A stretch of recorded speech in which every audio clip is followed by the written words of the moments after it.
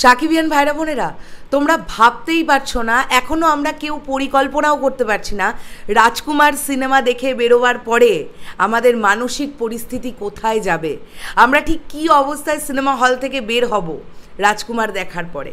স্বাভাবিক, দর্শক তো এখনও রাজকুমার দেখেননি, কিন্তু যারা রাজকুমার দেখেছেন তাদের কি বক্তব্য, তারা কি বলছেন। আবার একটা ট্রাম্প কার্ড ডিরেক্টর হিমেল আশরাফের হাতে।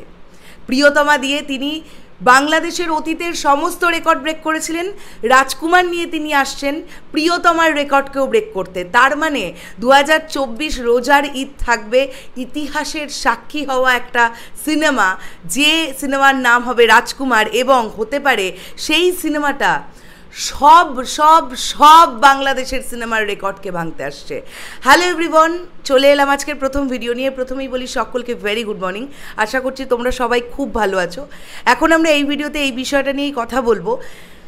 আমি গত দুদিন আগে থেকে এই ব্যাপারটা শুনতে পাচ্ছিলাম যে যারা সেন্সর সার্টিফিকেট দিয়েছেন, যারা সেন্সর বোর্ডে আছেন, কর্মকর্তা যারা আছেন, কর্মরত যারা আছেন, তারা রাজকুমার দেখে কেঁদে ফেলেছেন, অঝরে কেঁদে ফেলেছেন।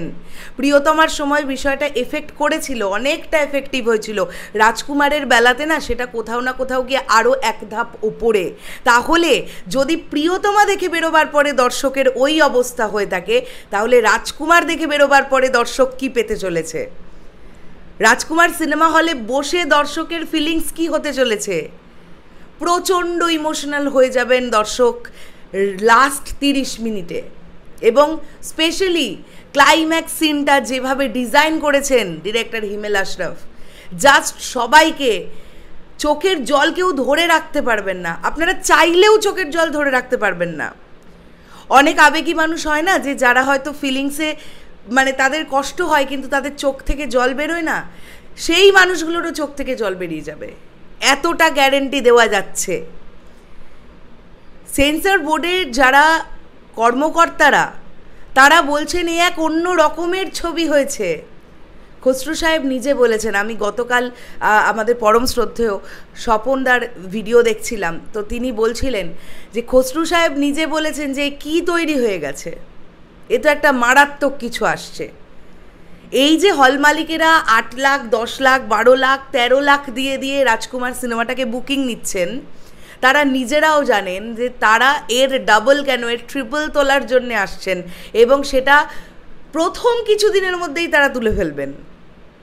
প্রিয়তমা ছবি দিয়ে কেউ 5 গুণ 7 গুণ পর্যন্ত লাভ করেছে, রাজকুমার ছবি দিয়ে তারা 10 গুণের ওপর লাভ করতে আসছে, এটা তারা নিজেরাও জানেন। এই জন্যেই ডিরেক্টর হিমেল আশরাফ এতটা কনফিডেন্ট। তিনি বারবার বলছেন সাকিবিয়ানদের আপনারা নাকে তেল দিয়ে ঘুমন। তিনি জানেন তিনি কি প্রজেক্ট রেডি করেছেন, আর সেটা দেখার পরে দর্শক কোথায় গিয়ে আটকে যাবে, ওই আটকানোর পয়েন্টটা। ওই যে উনি বলতেন না, উনি গণিত করে ছবি তৈরি করেন, উনি ক্যালকুলেটিভ ছবি তৈরি করেন, মানে উনি জানেন কোথায় কি দিলে দর্শককে আটকে দেওয়া যাবে, দর্শক স্তব্ধ হয়ে যাবে। উনি সেই সমস্ত এলিমেন্টগুলো রাজকুমার ছবির মধ্যে রেখেছেন।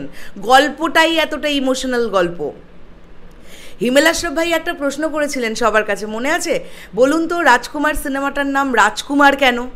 তো এটা নিয়ে কি সাকিবিয়ান ভাইরা বোনেরা কেউ ভেবেছেন যে কেন এই সিনেমাটার নাম রাজকুমার? কার কি মনে হচ্ছে কেন রাজকুমার হতে পারে?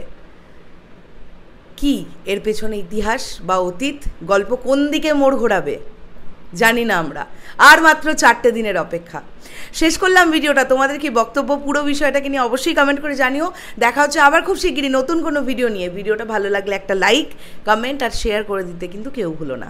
টাটা।